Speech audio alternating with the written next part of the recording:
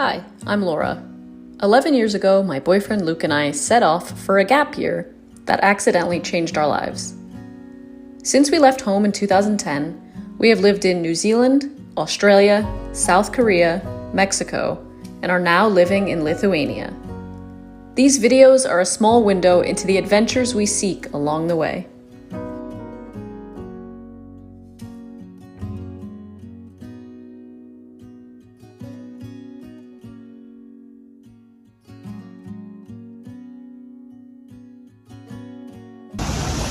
Good afternoon. Today we are headed to Spain, but first we have to spend a little time in London because we took the bus down from Sheffield and we've got a few hours, so we're gonna have some lunch, headed to our favorite kind of spot whenever we come down to London, which is Chinatown. And then we're gonna take the tube to Heathrow, so let's explore a little bit, see the sights, the beautiful city. We're about to walk past Buckingham Palace because I'm a tourist and that's what I do, so let's go.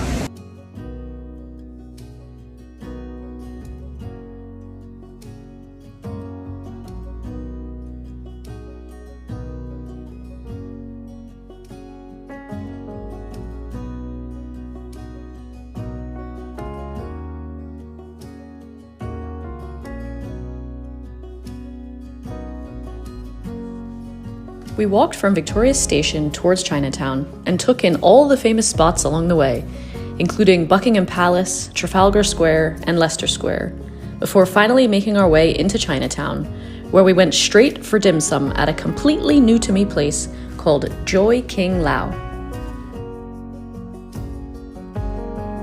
We chose beef noodles, pork and shrimp dumplings, and pork buns. And it was by far the best Chinese food I have had in such a long time.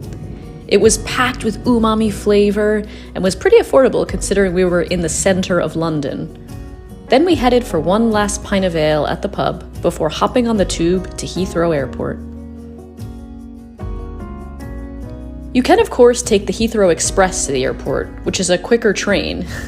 But unless you book several weeks in advance, it costs significantly more at £25.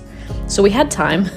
We figured we'd take the longer and cheaper option by hopping on the tube all the way to the airport for less than £4 each and just about 45 minutes of our time. Wouldn't be a proper travel day if I wasn't rushing to get through security. But still have plenty of time, I think. I've already checked in, so should just be able to go straight through security with our backpacks. No problem. Never been the last to board a flight, but I think that's us. Okay, we made it, guys. We're in the, whatever this thing is called, on the way to the plane, and let's go. We're on the flight. It's totally empty. There's no one. So I'm not concerned that we were the last because we're some of the only people on the plane. But window seat, ready to go. The flight with Iberia was very relaxed since there weren't really that many passengers. We got a snack on board and a choice of juice or water, and before long we were landing in Madrid and heading to our Airbnb. Before we move on with the video and I show you the cute Airbnb we stayed at in Madrid, I thought I would quickly touch upon the entry process right now, what it was like going from the UK to Madrid.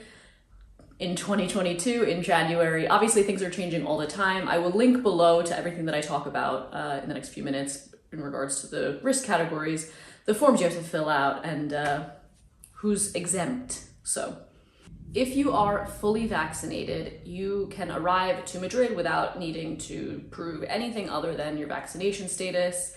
However, from February 1st, 2022, your vaccine is basically expired if it's over 270 days old. So your most recent vaccine or booster needs to have been within the last 270 days before your arrival in Spain.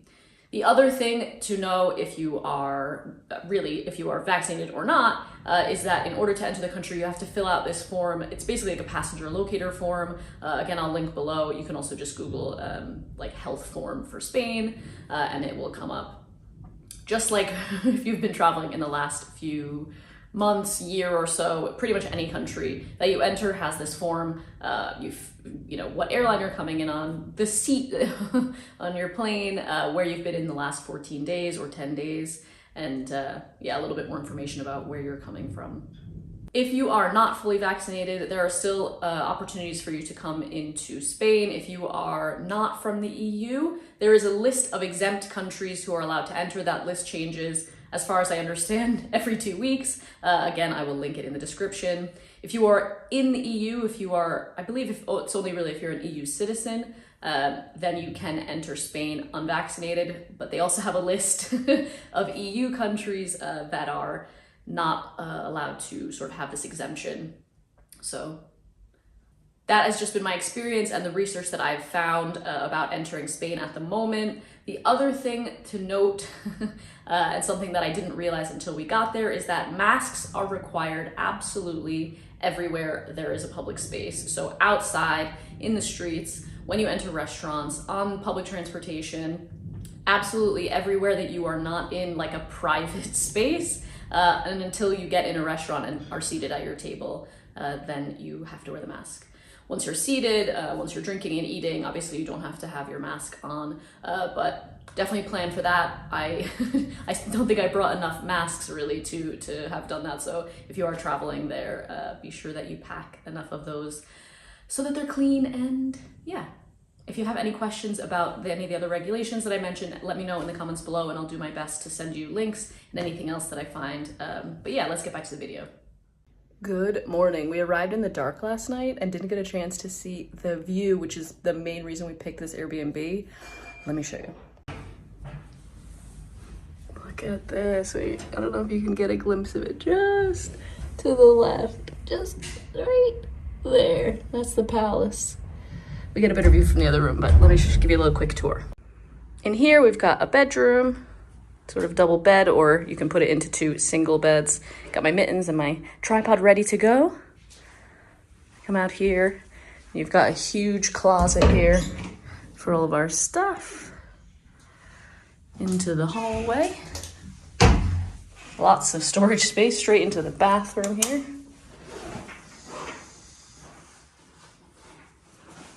There's a bidet, which is very exciting. We have sort of unloaded when we arrived earlier, but you've got a sort of dining area, nice big lounge. This is where you get the best view. Over here, look at the city. So cool.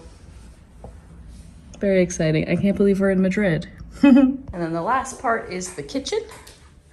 It's always good to have a kitchen, I think, when you're staying a couple of days in case we want to make breakfast. You've got microwave, stove, oven, and then a full-size fridge. And thankfully, a coffee pot. It's our first morning here, so we have no coffee, we have no breakfast, and we're starving and ready to explore Madrid. So be sure you are subscribed so you don't miss out on any of the Madrid content. This is going to be an exciting trip, 4 action-packed days, but first coffee. If you enjoyed this video or found it helpful, please give it a thumbs up. It really supports my channel, and I will see you next time. Bye.